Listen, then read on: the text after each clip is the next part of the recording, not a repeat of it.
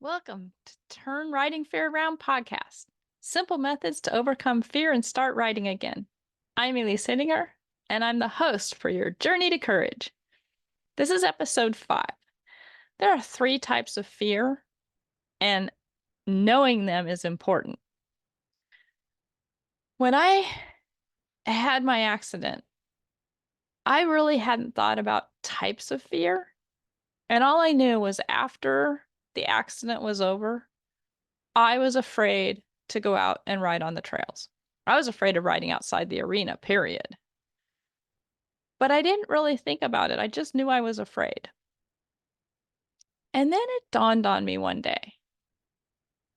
When I'm riding along, if I see a rattlesnake, that is real fear. That's a real threat. I've seen a lot of rattlesnakes when I've been out riding. You have to take action. You have to do something. That's real fear. The second type of fear is perceived fear. And that's where you're riding along and you see a stick that looks like a snake. That's perceived fear. You're perceiving that there is something that is putting you in danger. And that you also have to take action. You have to at least take enough action to know that it's not actually a snake, or at least a dangerous snake.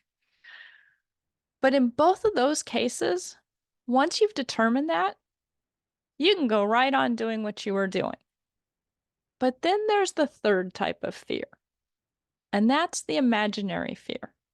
And that's the sneaky one. That's the one that really snuck up on me and I didn't even know it. That was my fear that something might happen. I mean, think about that for a second. I didn't trail ride for 20 years because of an imaginary fear that something might happen. I had thousands and thousands of hours of trail riding. Never had anything happen. One 60-second accident had robbed me of the next 20 years of trail riding.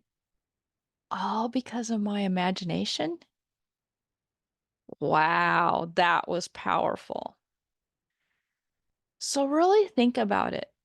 If it's imaginary fear, why not change the memory, change how we think about things, and imagine amazing trail riding?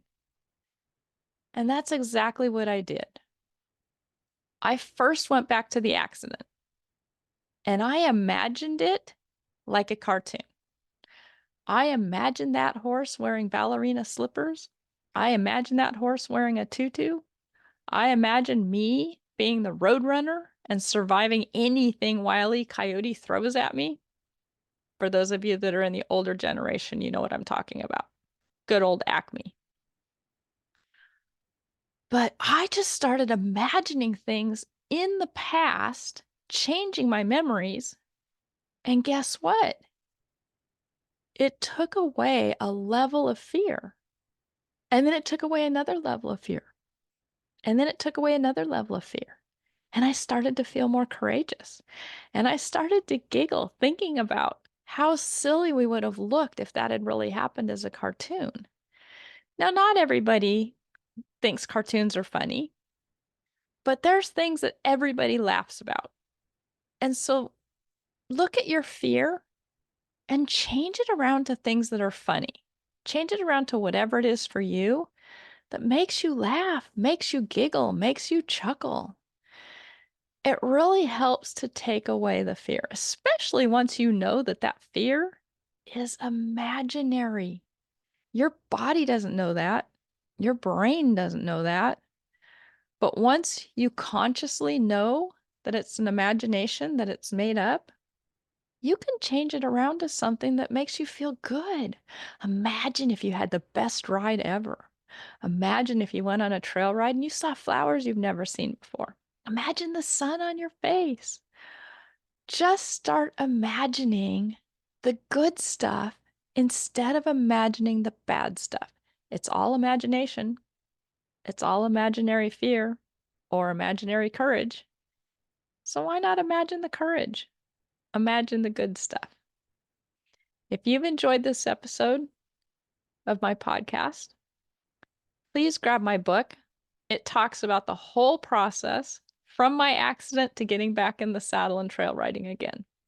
I'll put a link in the comments, and you guys have a wonderful day. See you.